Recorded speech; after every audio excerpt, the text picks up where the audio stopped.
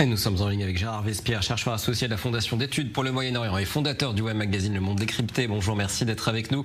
Est-ce que vous croyez à cette invasion imminente de la Turquie en Syrie ?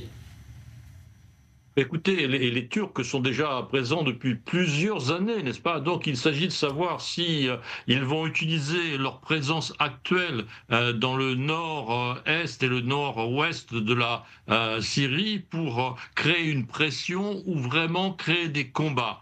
Je suis très réticent à l'idée de combat parce que cela déclencherait une situation globale en Syrie qui va peut-être même aller jusqu'à l'encontre des réels de la Turquie et de faire voir en conséquence une Turquie trop agressive qui en demandera donc une réponse de la part des pays occidentaux et des pays de la région.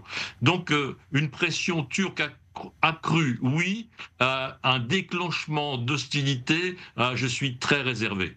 Alors, je vais peut-être vous demander un exercice impossible, mais rappelez-nous en quelques mots pourquoi il y a tant d'animosité entre les Turcs et les Kurdes. C'est une histoire qui ne date pas d'aujourd'hui.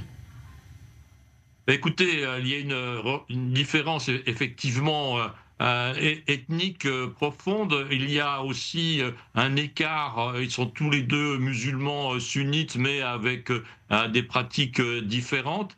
Donc vous avez cet éparpillement kurde, n'est-ce pas, qui aspire éparpillé en Iran, éparpillé en Irak, éparpillé en Syrie, éparpillé en Turquie, à se réunir. Et le fait donc de vouloir se réunir un jour, eh bien, crée des tensions dans chacun des États que je viens de citer, et en particulier en Turquie, qui possède la population kurde la plus nombreuse. Et depuis 25 ans déjà, le leader de l'activité la plus, je dirais, forte avec le mouvement PKK en Turquie de la part des Kurdes, eh bien, est en prison, n'est-ce pas? Donc il y a cette animosité qui repose sur des différences ethniques, religieuses et aussi politiques.